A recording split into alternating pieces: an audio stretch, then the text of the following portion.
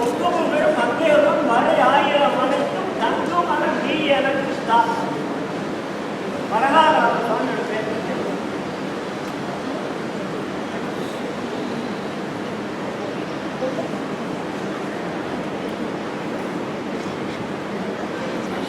कांचीमुनिमन्दे कमलापतिनन्दनं वरदाग्नि सदासङ्गरसायनपरायणं देवराजदयापात्रं श्री कांची पूर्णमुत्तमं रामानुजमुनेर्मान्यं वन्देऽहं सज्जनाश्रयं पुण्याम्भोजविकासाय भावध्वान्तक्षयाय च श्रीमान् आविर्भूद्भूमो रामानुजदिवाकरः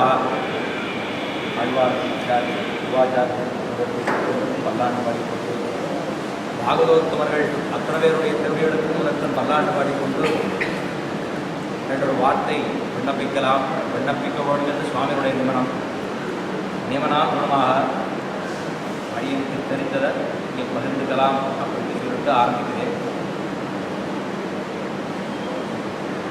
காஞ்சி தேவப்பெருமாள் மூலமாக காஞ்சி தேவப்பெருமாளே திருக்கட்சி நம்பிகள் மூலமாக சுவாமி ராமானுஜருக்கு 6 வார்த்தைகள் என்று நம்ம சம்பிரதாயத்திலே ரொம்ப பிரசித்தம், எல்லோரும் அறிந்தது. அகமேவ பரந்தத்வம் தரிசனம் பேதையேவச்ச உபாயேஷு பிரபத்தி ஸ்யாத் அந்திமஸ்மிருதி வர்ஜனம் தேகாவசானே முக்தி ஸ்யாத் பூர்ணாச்சாரிய சமாசியா. இந்த 6 வார்த்தைகள் எல்லோரும் அறிந்தது. ஆனால் அதை பார்க்க போகிறதில்லை. இப்போ அதே மாதிரி தேவப்பெருமானிடமிருந்து சுவாமி எம்பெருமானார் திருக்கட்சி நம்பிகள் மூலமாக இதை தெரிந்து கொண்டார். சுவாமி ராமானுஜருக்கு இந்த சம்பிரதாயத்திற்கு வருவதற்கு முன்பாக எத்தனையோ சந்தேகங்கள், நம்ம போல ரொம்ப அடிப்படையான சந்தேகங்கள் அல்ல, ரொம்ப சத்தியான சந்தேகங்களை எல்லாம் சுவாமி தெரிந்து கொள்ள வேண்டும் என்று திருக்கட்சி நம்பிகளிடத்தை பிரார்த்தித்தார். தேவப்பெருமானத்தை அவருக்கு அருளினார். அதன் மூலமாக சுவாமி எம்பெருமானார் அப்படியே அதை தெரிந்து கொண்டார். ஆனால் எம்பெருமானார் இந்த சீவைட்டவ சம்பிரதாயத்துக்கே 6 வார்த்தைகள் நமக்காக சொல்லிட்டு போயிருக்கார். அதன் விஷயமாக பேரருளாள பெருமாள் தேவப்பெருமானிடமிருந்து எப்படி 6 வார்த்தைகளை கற்றுக்கொண்டாரோ, அதாவது தெரிந்து கொண்டாரோ சுவாமி ராமானுஜர், அதே போல எம்பெருமானார் சீவைட்டவ அடியார்களுக்கெல்லாம் 6 வார்த்தை சொல்லியிருக்கார். அது ரொம்ப முக்கியமாக முதல்ல சீபாஷ்யத்தை ஒவ்வொரு சீவைட்டவ அடியவனும் கற்றுக்கொள்ள வேண்டும், தெரிஞ்சுக்கிட்டா போறாது, அதை பிறருக்கு சொல்ல வேண்டும் அப்படிங்கிறது முதல் வார்த்தையாக சொல்லியிருக்கார். 2வது வார்த்தை ஆழ்வார்களுடைய அருளிச் செயல்களை அத்தனை சீவைட்ட அடியவர்களும் தெரிந்து கொள்ள வேண்டும், சேவிக்கணும், சேவிச்ச பிற்பாடு சொல்லித்தர வேண்டும். முதல்ல சொன்னார் சீபாஷ்யத்தை எல்லாரும் அதிகாரம் பண்ணுவோம், தெரிஞ்சுக்கோங்க. அது முடியலையா, ஏன்னா நமக்கு எப்போதுமே ஏதாவது சொன்னால் மாட்டேன், முடியாது, கூட, இல்லை, வேண்டாம், நீ ஏதாவது சொல்லிட்டே இருப்போம் பாருங்க. அதை போல் அல்லாமல் மாற்றிச்சில நாயில் அது முடியாத பட்சத்திலே 2வது சொன்னார் ஆழ்வார்களுடைய அருளிச் செயல்களை தெரிந்து கொள்ள வேண்டும். தெரிஞ்சுக்கிட்டோம், நம்ம அதுவும் முடியாதுன்னு சொல்லிட்டோம். உடனே மாற்றிச்சில நாயில் 3வது சொன்னார் துவயத்தை எப்போ பார்த்தாலும் சொல்லிட்டே சதாசர்வகாலம் துவயத்தை சொல்லிக்கொண்டே இருக்க வேண்டும். ஏன்னா சிவையிட்டவர்களுக்கு முதல்ல துவயம்தான் சந்தத ஸ்மிருதாதனம் உண்டோ, அப்படியே வாரடையில பூர்வர்களுக்கெல்லாம் அப்படியே வாயில துவயத்தை சொல்லிக்கொண்டே தான் இருப்பார்கள். அப்படி துவயத்தை தெரிந்து கொள்ள வேண்டும் அப்படின்னு 3வதாக வந்திருக்கார் நமக்கெல்லாம். அதுக்கப்புறம் சொன்னார் திருநாராயணபுரத்திலே ஒரு குடிய கட்டி வாழ வேண்டும் அப்படின்னு சொல்லியிருக்கார். 5வது எம்பெருமான் முகந்தருடைய நிலங்கள் என்று சொல்லக்கூடிய திவ்யக்ஷேத்திரங்களிலே அமுதுபடி சாத்தப்படி கைங்கரியங்களை செய்ய வேண்டும் அப்படின்னு சொல்லியிருக்கார். 5வது சொல்லிட்டார். ஒவ்வொன்றா சொல்லியாச்சு. சீபாச்சல் தெரிஞ்சுப்போம் அப்படின்னு சொல்லியிருக்கார். மாற்றிச்சிலனாயில் சொல்கிறோம். 2வது ஆழ்வார்களுடைய அருளிச்செயல்களை தெரிஞ்சுக்கோங்கன்னு சொல்லியிருக்கார். மாற்றிச்சிலனாயில் சொல்கிறார். அதுக்கப்புறம் பயத்தை தெரிஞ்சுக்கோன்னு சொல்லியிருக்கார். மாற்றிச்சிலனாயில் சொல்லியாச்சு. திருநாராயணபுரத்திலே குடிஜகட்டி வாழ வேண்டும், மாற்றிச்சிலனாயில் அமுதுபடி சாத்தப்படி கைங்கரியங்கள் செய்ய வேண்டும், மாற்றிச்சிலனாயில் கடைசி வரைக்கும் சொல்லியாச்சு. 5 சொல்லியாச்சு. 6வது சொல்லிட்டார். இப்படியெல்லாம் இருக்கக்கூடிய ஒரு சீவையிட்டவ அடியவனை பார்த்து அவருடைய திருவடிகளே உபாயம் என்று இதுதான் நமக்கு ஒரு சீவையிட்டவனுக்கு கர்த்தவியம் அப்படின்னு சொல்லியிருக்கார். சுவாமி ராமானுஜர் எப்படி இதை சொல்லியிருக்கலாம் அப்படின்னு பார்த்தா அகமேவ பரந்தத்வம், நானே பரதேவதை அப்படின்னு தேவபெருமான் சொல்லிக்கிறார். அகமேவ பரந்தத்வம் அப்படின்னு சொன்னா சொன்னது ஏகோஹவை நாராயணாசீத் ந பிரம்மானேஷானஹ நேமேத்யாவா பிரதிவீன நட்சத்திராணி அப்படின்னு சொல்லிடுது. என்னன்னா பிரளய காலத்துல எதுவுமே இல்லை, ஒரே ஒருவர் இருந்தான், ஸ்ரீமன் நாராயணன் மட்டுமே இருந்தான் சொல்லிட்டு. நாராயணன் மட்டும்தான் இருந்தான். பிரளய காலத்தின் போது அவன் ஒருவனே ஆறிலையிலே அன்னவசஞ்சீவமாக சின்ன குழந்தையாக அப்படியே ஆறில தடுக்க பெருமாள் சாய்ந்திருக்காராம். வேற யாருமே இல்லை. ஏகோஹவை நாராயண ஆசித்து நம் பிரம்மா, பிரம்மா இல்லை, சிவன் இல்லை, நட்சத்திரம் இல்லை, சூரியன் இல்லை, ஏதும் இல்லாமல் அவன் ஒருவனே சிறு குழந்தையாக ஆறில பெருமாள் சாய்ந்திருக்கார்கள். இப்படித்தான் இருந்தான். அப்ப பெருமான் அவன் என்ன சொல்கிறான்னா அகமேவ பரந்தத்தம் சொன்னான். திருவள்ளுவர் நான்முகனை நாராயணன் படைத்தான், நான்முகன் தான்முகமாய் சங்கரனைத்தான் படைத்தான், அந்த நேரத்தை அறிவித்தேன் அழுவரை சிந்தாமல் கொட்டினீர் தேர்ந்ததுன்னு சொல்லிட்டாரே. அப்போ பரதேவதைங்கிறத அவனே அவன் ஒன்னும் தேவும் உலகம் உயிரும் மத்தும் யாதுமில்லாவன்னு நான்முகன் தன்னோடு தேவருலகோடு உயிர் படைத்தான், உன்னம் போல் மணிமாடனோடு திருக்குறுகோரனோடு என்ன வாதிக்கிறான் நிற்க மற்ற தெய்வம் நாடுதிரே அப்படின்னு சொல்லிருக்காரு. அப்போ அவனே பரதேவதை அப்படிங்கிறத நான் தான் பரதேவதை அப்படின்னு தேவபெருமான் சொல்லிக்கிறார். இப்ப சுவாமி ராமானுஜர் என்ன சொல்லிருக்காருன்னா சீவாஷத்தை தெரிஞ்சுக்கோன்னு சொல்லிருக்கார். ஜகத்காரணத்துவம் யாருக்கு இருக்கு? இவன் ஒருவனே தேவன் அப்படி சொல்லிருக்க. நிறைய சீபாஷத்துல பிரம்மசூத்திரத்தினுடைய வியாக்கியானங்கள் முழுக்கவே ஜகத்காரணத்துவத்தை காமிக்கிறதுக்கு தான். ஏஷ தர்மபூதாந்தராத்மா அவகதவாத்மா திவ்யா தேவயேகோ நாராயணா பராசக்தி விவிதைவ ஸ்ரூயதே சுவாபாவிகி ஞானபல கிரியாசோ அவனுக்குத்தான் ஞானபல ஐஸ்வர்ய வீரிய சக்தி தேஜஸ்கள் என்று சொல்லக்கூடிய 6 விதமான கல்யாண குணங்கள் இந்த ஜீவாத்மா மேல புரண்டு போனதுக்கு அப்புறம் பெருமானோட சேர்ந்து அப்படியே சாமியாவதியே உள்ள பொழுது அபகதவாத்மா விருத்துகோ விஜரஹா விசோகா விசிகித்சா விபாசகா சத்தியகாமா சத்தியசங்கல்பா என்று 8 விதமான கல்யாண குணங்கள் பெருமானோட சேர்ந்துடுறான். அவனுடைய திருமேனியில போய் சேர்ந்துடுறான். அப்படி ஆருக்கு ஜெகத்காரணத்துவம் இருக்கோ அந்த ஜெகத்காரணத்துவத்தை விசாரிக்க வேண்டும், பிரம்மசூத்திரத்துக்கு வியாக்கியானங்கள் சொல்ல வேண்டும், உரை சொல்ல வேண்டும் அப்படின்னு போதாயனுடைய புத்தி கிரந்தத்தை தான் சுவாமி ராமானுஜர் தன்னுடைய சீபாஷத்துல முதல்லேருந்து கடைசி வரைக்கும் சொல்லி முழுக்க சொல்லியிருக்கார். அதனால சீபாஷத்தை ஒவ்வொரு சீவைட்டவனும் அதிகரணம் தெரிஞ்சுக்க வேண்டும். ஒரு ஆச்சாரியரை தண்டனிட்டு அவருடைய திருவடிகளிலே விழுந்து அவர்கிட்ட காலக்ஷேபம் பண்ணவோ வேண்டும். நம் சுவாமியும் சின்ன சுவாமியும் உச்சித்த சுவாமியும் அந்த அதாவது காலக்ஷேபத்தில் ஈடுபட்டிருக்காங்க. எப்பெல்லாம் அடியவர்கள் சீவிட்டவடியார்களுக்கு என்னவெல்லாம் சந்தேகங்கள் எழுகிறதோ, சந்தேகம் கேட்கணுங்கிறதுக்கே வரதுக்கு இல்லை, அவருடைய திருவடியிலே விழுந்து என்ன சீவைட்டவரமாக இருக்கக்கூடிய வியாக்கியானங்கள் யாது அப்படிங்கிறத ஒரு ஆச்சாரியத்தை சித்த பద్ధதியை விட்டுப்படக்கூடாது இல்லையா, அதை தெரிந்து கொள்ள வேண்டும் அப்படின்னு அடிய விண்ணப்பிச்சு பிரார்த்திச்சுக்கிறேன். அப்போ ஜகத்காரணத்துவத்தை சொல்றதுக்காகவே தான் அங்கே கேட்டுக்கொண்டது அகமேவ பரந்தத்துவம் நானே பரதேவதைன்னு சொல்லியிருக்கார் பேரவளாந்தர் தேவபெருமான். இவர் சொன்னது ஜகத்காரணத்துவத்தை தான் சொல்லியிருக்காரு. அப்போ ஸ்ரீபாஷ்யம்ன்றதுக்கு வியாக்கியானம் சுவாமி உரை எழுதியிருக்காருன்னா அதை அடிவத்தித்தான் செய்திருக்க வேண்டும். இரண்டாவது சொல்லியிருக்கார் தரிசனம் வேதகேவச்ச. எது நமக்கு தரிசனம்னா வேதமே சித்தாந்தம். அப்படின்னா வேதஸ்ருதி அபேதஸ்ருதி கடகஸ்ருதி என்று 3 விதமான ஸ்ருதி வாக்கியங்கள் உண்டு. ஏன்னா அத்வைதம்னு சொன்னா அது ஒன்னே ஒண்ணுதான் தத்துவமே, அதாவது ஏகமேவ அத்விதீயம் அப்படின்னு ஒரே தத்துவம் தான், தனித்தனியா எதுவும் இல்லைன்னு சொல்றது. இது ஜீவாத்மாவென்று ஒரு உண்டு, அவன் பரமாத்மாவுக்கு சரீரமாக போய் சேரக்கூடியவன். அப்ப இந்த பரமாத்மாவை போய் சேரணும்னா சரணாகதி செய்ய வேண்டும், ஒரு ஆச்சாரியனுடைய திருவடியிலே விட வேண்டும், அவர்களிடத்தை மந்திரோபஜயம் கற்றுக்கொள்ள வேண்டும். இப்படிங்கிறதெல்லாம் கிரியைகளெல்லாம் இருக்கு. அப்போ தரிசனம் வேதகே வச்ச. தரிசனம்னா விசிஷ்டாத்வைதபரமாக இருக்கக்கூடிய தரிசனம் வேதகே வச்ச அப்படி சொல்லியிருக்கா. எத்தனை ஆழ்வார்களை இலிங்கத்திட்ட புராணத்திலும் சமணரும் சாக்கியம் திருக்குறுகோர் அதனுள் முதிர்ந்த நின்ற பிரான் கண்டி ஒன்னும் பொய்யில்லை ஓத்துவனே சொல்கிற. அப்படி ஆழ்வார்கள் சொன்ன வாக்கியங்களும் எல்லாம் இப்படி சொன்னது பெருமா சொல்லுங்க தரிசனம் வேதகே வச்ச. இப்ப ஆழ்வார் எம்பெருமானார் என்ன சொல்றார்? சொன்னது வார்த்தைகள் ஆழ்வார்களுடைய அருளிச்செயல்களை கற்க வேண்டும். கத்துனுட்டா போராது, சொல்லிக் கொடுக்க வேண்டும். எப்படி சொல்லிக் கொடுத்தார்னா ஆழ்வார்கள் வாழி அருளி செயல் வாழி தாழ்வாதுவில் புறவதாம் வாழி ஏழ்வாரும் அவர்கள் உரைத்தவர்கள் தாம் வாழி செய்யவரை தன்னுடனே சேர்ந்து என்னும் ஆழ்வார்களையும் அருள் செயல்களையும் தாழ்வாக நினைப்பவர் தாம் நரகில் விழுவார் என்று சொல்கிறார். இப்படி ஜலவாக் சிதாமனுடைய திருவாக்கு உண்டு. அப்போ தரிசனம் வேதைய வச்சன்னு பெருமாள் சொல்கிறார். இவரை சொல்றார். அப்ப ஆழ்வார்களுடைய சீசுக்திகள் என்று சொல்லக்கூடிய பிரபந்தங்கள் 4000 திவ்ய பிரபந்தங்களையும் கற்க வேண்டும். கற்றுக்கிட்டா போறாது, அதை பிறருக்கு சொல்லிக் கொடுக்க வேண்டும் அப்படின்னு நமக்கு வச்சிருக்காங்க. ஏன்னா ஒவ்வொரு இடத்துலயுமே மாற்றிச்சிலனாகி அப்படிங்கிற ஒரு வார்த்தையை சுவாமி சாதிச்சிருக்காரு. மாற்றினாயினா முடியாம போயிடும்னா, ஏன்னா நம்ம எல்லாமே முடியாது முடியாது முடியாதுன்னு இந்த குழந்தை சொன்ன தேக யாத்திரைக்காக நிறைய பாடுபடுவா. ஆனா ஆத்மோஜீவனத்துக்காக பாடுபடுகிறாரா என்று சொன்னார்.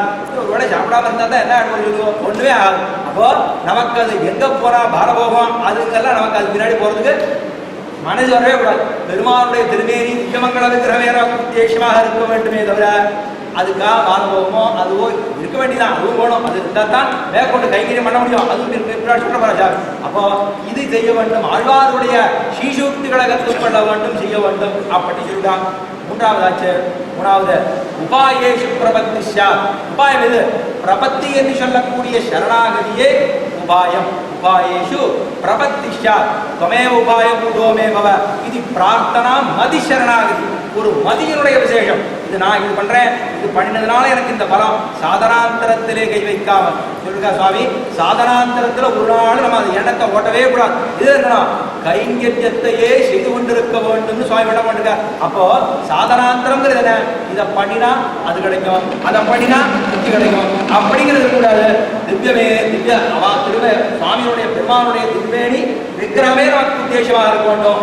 உபாயேஷு பிரபத்தி சாத். சரணம் இது ஆகதி சரணாகதி. ஆனுகூல்யஸ்ய சங்கல்பः பிரதிகூல்யஸ்ய வர்ஜனம். ரக்ஷசிஷ்டி விஸ்வாதா கோப்ருத்த வர்ணந்ததா.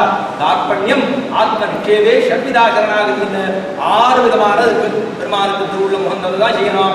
உகக்காலே செய்யப்படாது. இப்படி ஒவ்வொன்றுமாக சொல்லி சரணாகதி மார்க்கத்தை சொன்னான். அப்ப மோட்சம்னு சொல்லணும்னா அதுக்கு சரணாகதி. உபாயேஷு பிரபத்தி சாதுன்னு சொன்னா 3வது வார்த்தை. மூணாவது வார்த்தை சொல்றார், துவயத்தை இப்பதான் சொல்லிட்டே இருக்கணும். நமக்கு எல்லாருக்கும் இங்க இருக்கிறவர்கள் அத்தனை பேர்களுக்கும் சுவாமி திருடைய சம்பந்தத்தாலே பஞ்சவிகாரம் ஆகியிருக்கும். ஆகாதவர்கள் அவசியமாக சுவாமி திருடியை பிரார்த்தித்து அவர்களுடைய பஞ்சவிகாரம் செலுத்திக் கொள்ள வேண்டும் என்று பிரார்த்திக்கிறோம். அப்போ உபாயேஷு பிரபத்தி சாதுன்னு சொன்னா அங்க சரணாகதி பண்ணணும் சொல்லிருக்கு. அப்ப சரணாகதி பண்ண வேண்டும் என்றால் அதுக்கு எப்படி இருக்கணும், ஸ்ரீமதே நாராயணாய நமஹ, அவனே நமக்கு தஞ்சம் அப்படிங்கிறது வாக்கியம் விடுமே. அதுக்கு நம்மாழ்வார் எத்தனையோ தெய்வங்களே ஒளிவில் காலம் எல்லாம் உடனாக வடிவிலால் அழிவு செய்ய வேண்டும்னா தெளிவுடன் திருவேங்கடத்தில் சோதி எந்தை தந்த தந்தைக்கே என்னும் குண்டமேந்தி பெருமடகாத்தவனந்தியாலம் வளர்ந்துவினார் பரம் சென்றது திருவேங்கடமாக உண்டவேதுள்ள நம்பனை போயுமே அப்படின்னு திருவேங்கடமுடையாளத்திலே அது உத்தரவாக்கியத்தினுடைய அர்த்தமாக அத்தனை பாசுரங்களும் உண்டு. அப்ப உபாயேஷு பிரபத்தி சாது சொல்றார். சுவாமி என்ன பண்றார், துவயத்தை சொல்லிட்டு அப்படியே பூர்வருடைய அப்படியே வாயெல்லாம் பார்த்தேன்னா அப்படியே துடிச்சுட்டே இருக்கும். துவயத்தை சொல்லிட்டே தான் இருப்பார்.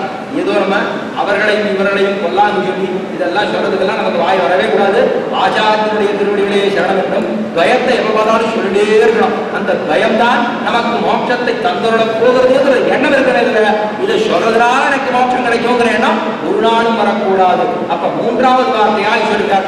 4வது வார்த்தை அகமேவ பரந்தத்துவம் தரிசனம் ஏதையவஜ உபாயேஷு பிரபத்தி சாத். அந்திம ஸ்மிருதி வர்ஜனம். கடைசி அந்திம ஸ்மிருதினா இவ பக்தியோக நிட்டனாக ஆள் இருக்காளோ அவன் என்ன பண்றான், வாயில கடைசியா பெருமான நினைச்சிட்டே இருந்தா தான் மோட்சம். அப்ப ஞாபகம் மட்டும் தப்பி போடுதோ, ஏன்னா பாதி பேர் இல்லை 99.999% அதுக்கு ஞாபகம் இருக்க போறது இல்லை. கடைசியாக சரமா படுத்துட்டு இருப்போம். அப்ப என்ன ஞாபகம் வரப்படுது, ஒன்றும் ஞாபகம் வரப்படாது. ஆனா வங்கியில என்ன கணக்கு இருக்குங்கிறது மட்டும் எண்ணிக்கை பண்ணி சொல்லிட்டே இருப்பாங்க. எத்தனை எண்ணிக்கை போறது எண்ணிக்கை வருது இதெல்லாம் சொல்லிட்டு பாடுகிற. ஆனா அவர்களுக்கு பயம் ஞாபகம் இருக்குமா தெரியாது, திருமந்திரம் ஞாபகம் இருக்கா தெரியாது, ஆச்சாரியருடைய திருவடி ஞாபகம் இருக்குமா தெரியாது, ஏதும் தெரியாது.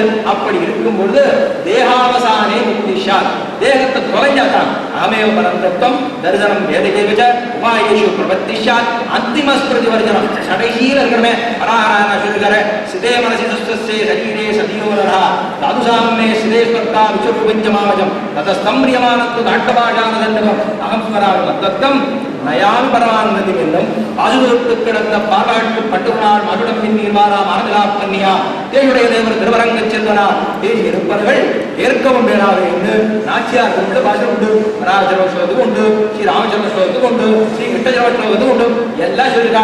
கடைசியில உனக்கு ஞாபகம் இல்லைன்னாலும் பரவாயில்ல, அவன் நம்மை பார்த்து இவன் சின்ன விஷயம் நிறைய கைங்கிறதெல்லாம் பண்ணிருக்கான், இவனுக்கு ஞாபகம் இல்லை, பிராரப்த கர்மாவினுடைய கடைசியில் இவனுக்கு ஞாபகம் இல்லை விட்டுவிடக்கூடாது. இவன் நம் திருவடியை பற்றி இருக்கானோ, இவன் ஆச்சாரியருக்கு கைங்கரியம் செய்திருக்கானே, அப்படி இருக்கும் பொழுது இவனை மீளாத இன்பத்துக்கு கொண்டு செல்ல வேண்டும் என்பதற்காக பெருமாள் நம்மை குறிக்கிறார். நீ ஒன்றும் கவலைப்படாத, அந்திம ஸ்மிருதி வர்ஜனம், உனக்கு கடைசி வேளையிலே ஞாபகம் இல்லாமல் போனாலும் பரவாயில்லை, நாம் உண்மை மீளாத இன்பத்துக்கு கொண்டு செல்லுவோம் அப்படின்னு சொல்லியிருக்கார். இந்த சுவாமி என்ன பண்ணிருக்கார், திருநாராயணபுரத்திலே ஒரு குடிசை கட்டி வாழ வேண்டும் அப்படின்னு சொல்லியிருக்கார். தேகம் அதாவது அந்திமஸ்மிருதி வரையம்னா கடைசி காலம். அவரே சொல்லியிருக்கார், அந்த நாளில் ஆறு கைங்கரியம் பண்றதுக்கு இல்லை. அங்க திருநாராயணபுரத்து சுவாமி தான் 50 என்று சொல்லி இங்கிருந்து சில சிறுவெட்ட வழியாளர்கள் எல்லாம் கொண்டு போய் அங்க வச்சார். எல்லாரும் அந்த கைங்கரியம் என்ன பண்ணிருக்கா, சமர்த்தியா பண்ணிருக்கா. அப்படி இருக்கும் பொழுது திருநாராயணபுரம், மேலக்கோட்டை திருநாராயணபுரம் அதெல்லாம் ஜெயிச்சிருக்கணும். எங்கெங்க அதாவது உதமண்டலத்துக்கு போலாமா, இல்ல கொடைக்கானல் போலாமா, அப்படிலாம் ஆறு விவகாரம் பண்ணாதோ திவ்ய தேசங்கள் எம்பெருமான் புகழ்ந்துடைய இடங்களிலே பிரவனாய் குணார்ந்த வெங்கடங்களே ஓர்வோக்கா இருக்க வேண்டும். புறம் உண்டான வத்துக்கள் அதனையோடு விடுவையும் வேறு தப்பாதென்று புரிந்திருக்கையும் எம்பெருமானே தஞ்சை என்று வந்திருக்கையும் அப்படித்தான் இருக்கணும். ஒரு சீமையிட்ட அடியார்களுக்கு அவசியாவேற்றவர் பிள்ளைகளாச்சாரிய திருவாக்கு அப்படித்தான் இருக்கணும். அப்ப மேலக்கோட்டை திருநாராயணத்துக்கு அவசியமாக போய் யாரெல்லாம் சேவிக்காதவர்கள் அவசியமா சேவிக்கணும். அங்க என்ன சொல்றார், ஐஸ்வர்யாத்தை யாரும் இருக்காதுங்களோ, ஒரு நாயகமாய் ஓட உலகுடன் ஆண்டவர் கருணாய் கவர்ந்தகாரர் சிதகியமான பெருநாடுமான இமையிலே பெற்றதான் கொண்டவர் திருநாரணன் தாள் காலம் பெற சிந்து தூய்மையோ அப்படின்னு இங்க சொன்னது. உனக்கு கடைசியில ஞாபகம் இல்ல, பரவாயில்ல, அங்க போய் பெருமாள் போய் சரி திருநாராயணபுரத்திலே ஒரு குடிசை கட்டி அங்க வாழ்ந்து பெருமாளுக்கு கைங்கரியம் செய் அப்படின்னு எம்பெருமானார் நமக்கு விதிக்கிறார். கடைசியா தேகாவசானே முக்திஷா, தேகத்தை விட்டா தானே முக்தி, தேகத்தை தொலைக்கிறேன், தேகத்தை தொலைச்சாதான் இது ஒண்ணுமில்லை, ஒரு கருவி, ஒரு கரணம், அவ்வளவுதான். இதை வச்சுட்டு தான் இந்த ஆத்மாவுக்கு உஜ்ஜீவனத்தை அடைய வேண்டும் என்றால் இதை கருவியா வச்சுட்டு அதுக்கப்புறமா கைங்கரியங்களை எல்லாம் செய்து கொண்டே இருக்க வேண்டும் அப்படின்னு தான் சொல்லுங்க. தேகாவசானே முக்திஷா திருக்கண்டவர சாரி பெருமாட்ட மரணமானால் சரணமாகும் தனதாரணைந்தார்க்கெல்லாம் மரணமானால் வைகுந்தங்களுக்கும் நிறான்னு சொல்றார். அப்போ திரு சௌரி பெருமானிடத்தை போய் உப்பராவத பெருமானு அவருக்கு சரண முகுந்தத்துவம் அப்படிங்கிறத அந்த கல்யாண குணத்தை அங்கன்னோ காட்டினார். அப்படி இருக்கக்கூடிய சிவரி பெருமானிடத்தை இந்த தேகத்தை விட்டாதான் மோட்சம் அப்படின்னு தேவ பெருமாள் சொல்லிருக்கார். அது கடைசியா 5வது வார்த்தையா சொல்லிருக்கார். சுவாமி ராமானு சொல்லியிருக்கார், இருக்கிற உபதேசங்கள் எல்லாத்துக்கும் சுவாமி ராமானுஜர் நமக்கு எல்லாம் சொல்லியிருக்காருன்னா அவர் செய்யாம ஒன்னையுமே சொல்லல. அந்த 24 சிம்மாசனாதிபதிகளை சுவாமி நியமனம் பண்ணி அத்தனை ஆச்சாரிய புரிதலோட அத்தனை கைகள் பண்ணிட்டேதான் இருக்கா. நம் சுவாமி எத்தனையோ ததியாராதன கைங்கரியங்கள் பெருமானுக்கு இந்த திவ்யக்ஷேத்திரத்துல பெரிய சுவாமி இருக்கும்பொழுது அவர் எந்த ஊர் திவ்யதேசத்துக்கு போனாலும் உடரிகாட்சாதான் செய்கிறார். எந்த பெருமாள் நம் பெருமாளை செஞ்சாலும் உடரிகாட்சதான் செய்கிறார். அப்பேற்பட்டவர் வம்சபூமிகளை உத்தரிக்க கீழ்குலம் முக்க வராக கோபாலனை போலே இவரும் பிறந்து ஆறு நம் சுவாமி எங்களாழ்வான் பரம்பரையிலே வந்த நம் சுவாமி வம்ச பூமிகளை வம்சத்தை உத்தரிப்பதற்காக கண்ணன் பெருமான் திருவதம் பண்ணினார். பூமியை உத்தரம் பண்ண வராக பெருமான் அவதாரம் பண்ணினார். வம்ச பூமிகளை உத்தரிக்க கீழ்குலம் முக்க வராக கோபாலனை போலே இவரும் பிறந்து நம் சுவாமியின் பூலகத்தை திருவதாரம் செய்து உத்தரம் பண்றார். எங்களாழ்வாருடைய பரம்பரையே உத்தரம் பண்ணுகிறார். சுவாமி மட்டுமல்ல, சாமி வம்சத்திலே வரக்கூடிய அத்தனை பேரும் இந்த திருமாளியை உத்தரம் செய்து கொண்டுதான் இருக்கிறார்கள். நதியாராதன கைகள் அப்படி தேகாவதானே முக்கிஷா அப்படி இருக்கா. கடைசி தருணம் வருது, எல்லாருக்கும் கடைசி தருணம் வரும். அப்ப என்ன ஞாபகம் வருது, ஓ இன்னும் ஞாபகம் வருது. அப்ப சொல்றார், இருக்கிற விதேசங்கள் அத்தனை தேசங்களுக்கும் போய் அமுதுபடி சாத்துப்படி கைங்கரியங்கள் செய். பெருமாளுக்கு இத்தபடி கண்டனம் பண்ணணுமா, பெருமாளுக்கு பிரசாதம் கண்டனம் பண்ணணும், சாத்துப்படி சந்தனப்படி எல்லாம் அரைச்சு விடணும். இதெல்லாம் கைங்கரியம் பண்றதுக்கு ஆறு இருக்கா சொல்லணும். ஒரு கிராமம் அடிவங்கள் கிராமம் கைமாடிக்கம்ல அங்க அர்ச்சக சுவாமிக்கு ஏதாவது அப்படி ஒரு கட்டம் வந்ததுன்னா அவர் அந்த அர்ச்சகம் பெருமாளுக்கு கைங்கரியம் பண்றதுக்கு பண்றவா இருக்க சொல்ல முடியாது. எத்தனை பேர் வரா சொல்லுவோம் கைங்கரியம் பண்றதுக்கு ஆளே அடியனே அந்த துண்டசே தானே இருக்கேன், அடியனே இங்கே வேலை தான் இருந்துருக்கேன். அந்த கட்டம் வரக்கூடாது. எல்லா திவ்யக்ஷேத்திரங்களுக்கு ஆறுக்கெல்லாம் முடியும். ஏதோ பெரிய பெரிய இடத்துல மருத்துவ வசதி எல்லா இடத்துலயுமே இருக்குன்னு சொல்லுவோம். பெருமாள் எப்ப கூட்டு போகிறானோ அப்பதான் போகிறான். என்னதான் மருத்துவத்தை நீங்க பாடுவோம், அதை பின்னாடி போனாலும் அவன் எப்ப வச்சிருக்கானோ அன்னைக்குதான் கொடுப்போம். அப்ப நம்ம பிராரப்த கந்தங்கள் எல்லாம் தொலைந்து தேகாவசானே முக்திஷாது கடைசியா அமுதுபடி சாத்துப்படி கைங்கர்களை செய்யணும்னா சுவாமி செஞ்சிருக்காரு. நாளுடனும்பொழில் மாறுடங்களுக்கு நான் கூடுதலாக பண்ணவாயிருந்து பராஜித்து 100 தடாலிருந்து அக்கார அழியில் கொண்டு ஏது ஒருடையால் இந்த வந்தவே ஒன்றுங்களோ இந்த வந்தித்தனையும் அவதியிடப்பெரு 100,000 கொடுத்து வென்று வாழும் சூழன் தென்ன மனங்களும் திருவாரூர் சோதனங்கள் என் அடியே மனத்தே வந்து நேர்வழியே இருந்தோ உலகமங்க வருவாயனுக்காக அவர் நாச்சியாளர்களில் இருக்கக்கூடிய பாஜகத்துக்காக இங்கிருந்து சுவாமி போனார். அதாவது திருமாவளவன் கல்லணை இருக்கார். 100 தடாவது அக்காரடியில் வெண்ண கங்காளமா எல்லாத்தையும் சாப்பிட்டு சிவிலிபுத்தூரிலே சென்று ஆண்டாளை தரிசனம் செய்து 2 அடி மூலஸ்தானத்திலிருந்து வெளியில வந்து நான் நீர் நமக்கு அண்ணரோ என்று பாஷ்யக்காரரை அப்படி சொல்லியிருப்பார்னா அப்போ பெரும்புதூர் மாமுனிக்கு பின்னானால் வழியே என்று சொல்லும்படியா ஆண்டாளுக்கு அண்ணராகவே கொண்டாடப்படுவோம் சுவாமி ராமானுஜர். அவரே பண்ணிருக்காரு இல்லையா? அமுதுபடி சாத்துப்படி சுவாமியை பண்ணிருக்காரு. அந்த காலத்தில் பண்ணிருக்காரு. 100 தடாவது அக்காரடியும் எல்லாம் பண்ணிருக்காரு. வெண்ணையும் கண்டக பெருமான் சொல்லக்கூடிய சுந்தரத்தோருடையாருக்கு சமர்ப்பிச்சிருக்காரு. கடைசியா சொல்றா பூர்ணாச்சாரிய சமாசியா பூர்ணாச்சாரியன் என்று சொல்லும்படியாக பெரியவன் கேட்டுக்காரோ அவரையே தேவர்களுடைய ஆச்சாரியனாக கொள்ள கடவுள் வேண்டும் அப்படின்னு சொல்லிவிட்டார். இது தேவப்பெருமாள் 6 வார்த்தைகள் திருக்கச்சிரம்புகளுக்கு சொல்லி திருக்கச்சிரம்புகள் எம்பெருமானாருக்கு இதை போல சொல்லுகிறார். அதன் பிரகாரமாக சுவாமி ராமானுஜர் என்றார் ஒரு சீவைட்ட வழியா இப்படிதான் சீபாஷை கற்றுக் கொண்டிருக்கக்கூடிய ஒரு சீவைட்டவன், ஆழ்வார் ஆச்சாரியருடைய அருட்செயலை கற்றுக் கொண்டிருக்கிற ஒரு சீவைட்டவன், அதற்கப்புறம் துயத்தையே எப்பொழுதுமாக சொல்லிக் கொண்டிருக்கக்கூடிய சீவைட்டவன், திருநாராயணபுரத்திலே குடியவிட்டு வாழ்ந்து கொண்டிருக்கக்கூடிய ஐஸ்வர்யத்தை ஒரு நாளும் நிலையில்லாமல் இருக்கக்கூடிய அந்த ஐஸ்வர்யத்தை நினைக்காத ஒரு சீவைட்டவன், இப்படி அமுதுபடி ஆத்துப்படி கைங்கரியங்கள் செய்து கொண்டிருக்கக்கூடிய ஒரு சீவைட்டவன், இப்படியெல்லாம் இருக்கக்கூடிய ஒரு சீவைட்ட வாடியவனை பார்த்து அதுதான் உனக்கு முக்தி அப்படின்னு கடைசியா வச்சிருக்கார். அப்ப சீவைட்ட வாடியவனை பத்துன்னு சொன்னா வம்சபூமிகளை உத்தரிக்க நம்ம ஆச்சாரியர் இருக்கார். நம்ம ஆச்சாரியருடைய திருவிழையே நாம் பத்த வேண்டும், அதுவே நமக்கு முக்தியை கொடுக்கும் அப்படிங்கிறது தான் இந்த 6 வார்த்தைகள். தேவபெருமாள் சொன்ன 6 வார்த்தைகளும் எம்பெருமானார் நமக்கு சொன்ன 6 வார்த்தைகளும் எப்படி ஒத்து போடுதுங்கிறத சொல்லணுங்கிறதான் அடியிருக்கு. சுவாமியுடைய திருவிழத்தாலே ஏதோ சொல்லியிருக்கு. அப்பேற்பட்ட எம்பெருமானாருடைய திருவிழைகளுக்கு பல்லாண்டு பாடி கொள்வோம். அடியேனை வருஷாவர்கள் நிறுத்திக் கொண்டிருக்கக்கூடிய சுவாமியுடைய திருவிழைகளுக்கும் பல்லாண்டு, பெரிய சுவாமியுடைய திருவிழைகளுக்கும் பல்லாண்டு பாடி செங்கத்திருமுகத்தை செல்வத் திருமாலாக இன்னும் திருவுருள் பெற்று இன்னுற்றிருக்க வேண்டும் என்று சொல்லிக்கொண்டு மோதவரை செல்வம் கொடுத்து புறத்திருவள்ளரையானை மாதப்பெயர்ந்த சோதவன் தன்னை காப்பட்ட வார்த்தம் வேதப்பயன் பள்ளவல்ல ரெண்டு சித்தன் சொன்னமாலை ஆதப்பயன் பள்ளவல்ல வந்தருளார் வினைபோமே என்று சொல்லி சுவாமியுடைய பல்லாண்டு பாடி ஸ்ரீவைட்ட மடியார்கள் அத்தனை பேருடைய திருவிழைகளுக்கு பல்லாண்டு பாடி அமைகிறேன். அமைக்கப்பட்டார்.